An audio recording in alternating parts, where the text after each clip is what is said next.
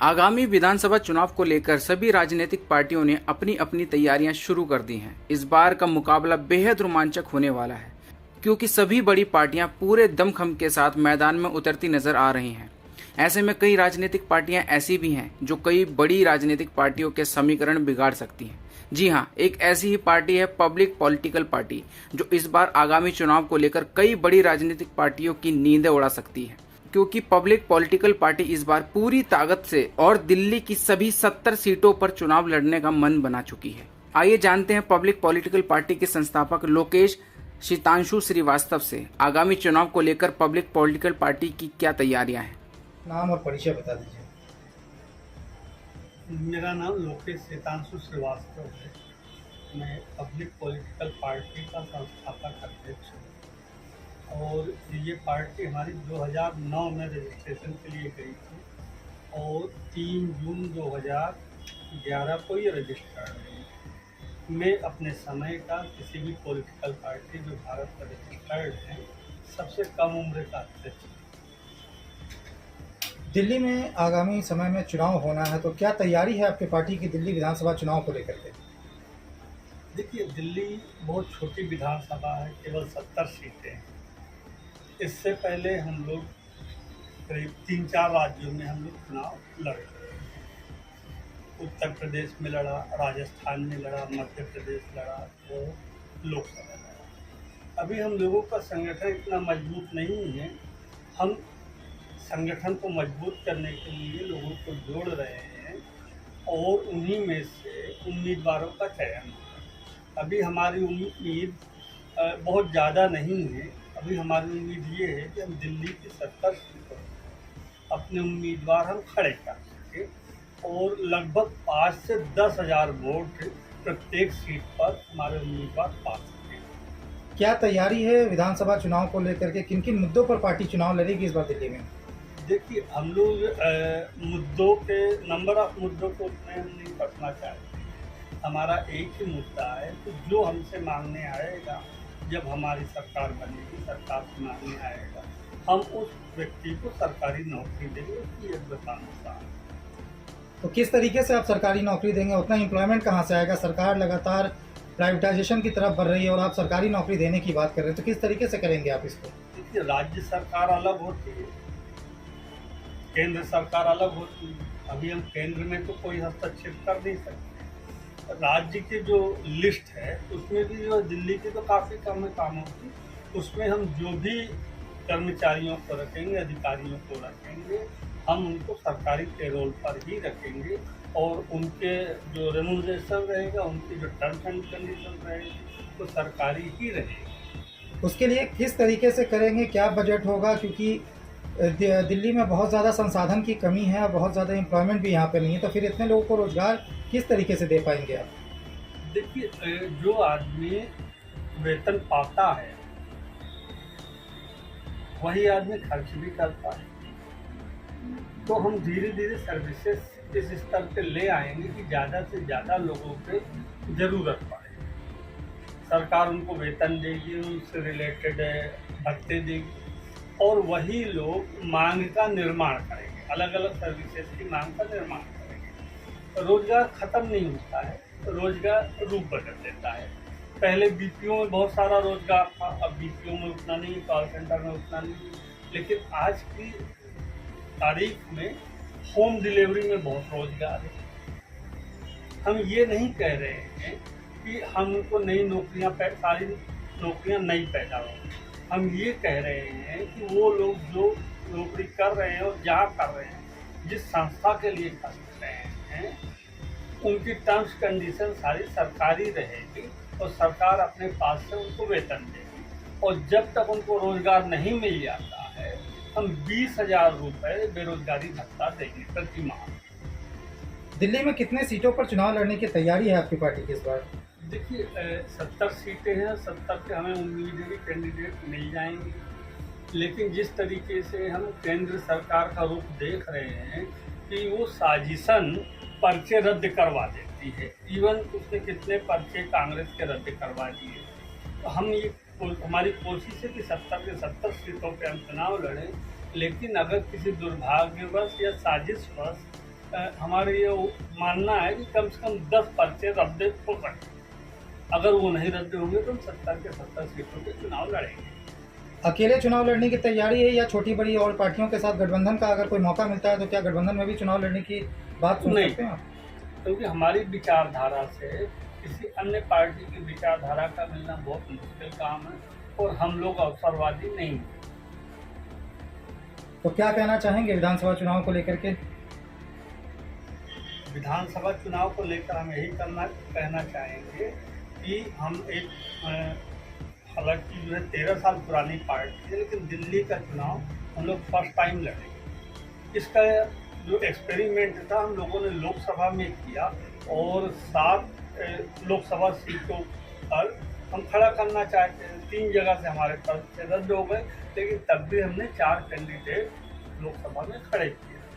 जो लोग आपको सुन रहे हैं क्या मैसेज रहेगा उनके लिए आपके पार्टी की तरफ से? मैं यही कहना चाहूँगा कि जो लोग बेरोजगारी से त्रस्त हैं या निजी क्षेत्र के शोषण से त्रस्त हैं, वो ये उम्मीद करें और हमारी पार्टी के लिए जो है शुभकामनाएं दें कि हम सरकार बनाने की स्थिति में आ जाएं, क्योंकि ना सिर्फ हम सरकार बनाएंगे बल्कि हम उनके जीवन यापन की सरकारी सुविधा भी हम करेंगे। आपकी पार्टी महिला सुरक्षा को लेकर के क्या कुछ कर रही है? क्या योजनाएं हैं महिला सुरक्षा के प्रति आपकी? देखिए, हमारी पार्टी पूर्वाग्रही नहीं है। दुनिया में जहाँ भी लोकतंत्र हैं, अगर मैं कह दूं तो बड़ा खुश हो जाएंगी महिलाएं, आज हम महिला सुरक्षा के लिए ये करेंगे वो करेंगे, लेकिन हम केवल महिलाओं की सरकार तो नहीं बना सकते ना। अगर हम सरकार में हैं, हमारे हाथ में सुरक्षा है, तो हम हर नागरिक को सुरक्षा देंगे, ना कि पूर्वाग्रहपूर्ण केवल हम महिलाओं की बात करेंगे। हर नागरिक को सुरक्षा पाने का अधिकार है, अपने स्वाभिमान से जीने का अधिकार है। ये प्रश्न जो आप लोगों के मन में आया है महिला सुरक्षा का, वो इसीलिए आया है क्योंकि वो कलकत्ता की जो घटना थी, ये घटना भी हम कह सकते हैं कि ये संयोग नहीं है, ये प्रयोग है। जैसा कि प्रयोग निर्भया कांड में किया गया था, कई राज्यों की साजिश के तहत दिल्ली को इतना बदनाम करने कि दिल्ली में कोई भी लड़की न पढ़ने आए और न नौकरी करने आए। वो साउथ के कई राज्यों में थे। कितने MBA कॉलेज बंद हो गए। उत्तर भारत के उत्तर प्रदेश, बिहार, पंजाब, हरियाणा, जम्मू कश्मीर, इन सबसे बच्चे आते थे, बच्चियाँ आती हैं जो यहाँ पे पढ़ते हैं। आज की तारीख में आप देखेंगे कि निर्णय के बहाने दिल्ली NCR को इतना बदनाम कर दिया गया है कि नोएडा के ज़्यादातर कॉलेज या तो खाली हैं या बंद कर दिए हैं। लेकिन आप अगर रोजाना अखबार उठाएंगे या कोई भी न्यूज़ चैनल देखेंगे तो ज़्यादातर खबरें महिलाओं को सुरक्षा लेकर के आती हैं कि भी आए दिन रेप की खबर आ रही है। जिस तरह से दिल्ली के अंदर बढ़ते रेपों के बारे में आप क्या कहना चाहते हैं? अगर दिल्ली के अंदर बढ़ते रेप या अपराध कोई चीज हो रहा है तो इसकी जिम्मेदारी केंद्र सरकार की है। दिल्ली में पुलिस की व्यवस्था राज्य सरकार के पास नहीं है। पुलिस राज्य सरकार के अंतर्गत नहीं आती। फिर भी दिल्ली राज्य में सरकार तो फिर अपनी ये तरफ कहा जा सकता है कि स्टेट की सरकार है वो महिला सुरक्षा की बात ही ना करे। जो नहीं बात ना करे मतलब केंद्र के ऊपर थोप दिया जाएगा इस तरह से, तो केंद्र आरोप बोलेंगे कि जी तो केंद्र सरकार स्टेट सरकार हमेशा लगता रहता है, फिर आखिर महिला की सुरक्षा की बात करेगा कौन?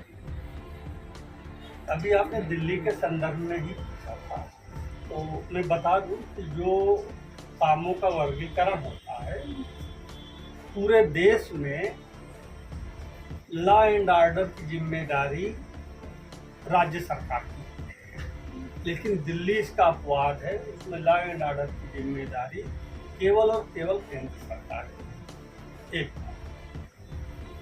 मैं ये पूछता हूँ, आप किसी की बहन होंगे, आप किसी की बेटी होंगी, क्या आपको अपने पिता और भाई की सुरक्षा की चिंता नहीं है? क्या दुनिया में केवल महिला सुरक्षा ही होनी चाहिए? सबकी सुरक्षा सर, चाहिए। आपकी बात को रोकते हुए रेप भाई या पिता के साथ नहीं होता, महिलाओं के साथ होता है। इतनी चतुराई पूर्ण कानून बना दिया गया है कि पुरुषों के साथ भी वो घटनाएं होती हैं, लेकिन आईपीसी में उस कानून का उल्लेख ही नहीं है। एक बहुत ही ढीला सा वर्ड उसके लिए इस्तेमाल किया जाता है, दुष्कर्म। ठीक है, भारत में जो रिकॉर्ड ब्यूरो है, क्राइम रिकॉर्ड ब्यूरो है, अब मैं छोटा सा एग्जांपल दे रहा हूँ आप लोगों की नॉलेज के हिसाब से, कि क्राइम रिकॉर्ड ब्यूरो ये बोलता है कि महिला सुरक्षा के नाम पे जितने केस आते हैं भारत की अदालतों में, उनमें केवल 3% ही प्रूव हो पाते हैं। ठीक है, तो एक दृष्टिकोण तो आपका ये है महिलाओं के प्रति कि ज़्यादा से ज़्यादा केस आए और ज़्यादा से ज़्यादा वो फाइनली प्रूव हो। अब एक सामान्य व्यक्ति ये बोलेगा कि जितने भी केस आते हैं पूरे भारत में, उनमें से 97% फर्जी होते हैं। आप एक ही डेटा को दो तरीके से इस्तेमाल कर सकते हैं, बस आपके दृष्टिकोण पर निर्भर करता है। अपराध अपराध होता है, अपराध जो है अपराध होता है। हम हमेशा सुनते हैं कि अब अपराधों का वर्गीकरण हो गया है। वर्गीकरण ऐसा हो गया है कि अगर किसी ब्राह्मण के साथ अपराध हो, किसी क्षत्रिय के साथ अपराध हो, तो वो कहा जाता है ये सिंह साहब के साथ अपराध हुआ, ये शर्मा जी के साथ अपराध हुआ।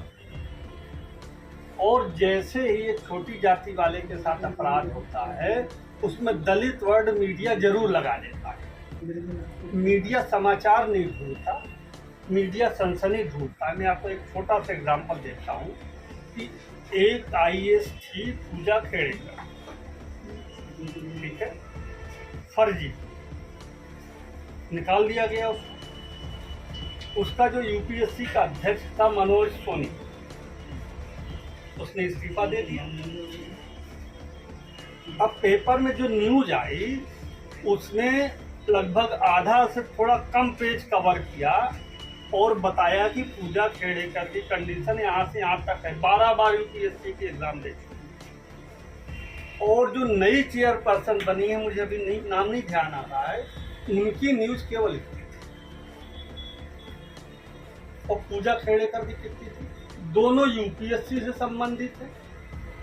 ठीक, दोनों, मतलब एक तो कैंडिडेट थी UPSC की जिसकी आपने इतनी बड़ी न्यूज दे दी, और एक बेचारी जो चेयरपर्सन बनी उसकी जरा सी न्यूज थी। महत्व तो जो चेयरपर्सन बनी उसका है ना। लेकिन मीडिया ने क्या किया, जो चेयरपर्सन बनी उसमें सनसनी नहीं है।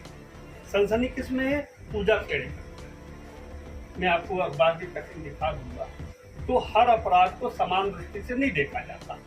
अगर वो भाजपा शासित राज्य में है तो सब कुछ अच्छा है। जैसे ही किसी दूसरे राज्य में है जहाँ भाजपा की सरकार नहीं है या उसकी सहयोगी सरकार नहीं है, वहाँ तो वो काम पाप है। भाजपा शासित राज्यों में वो काम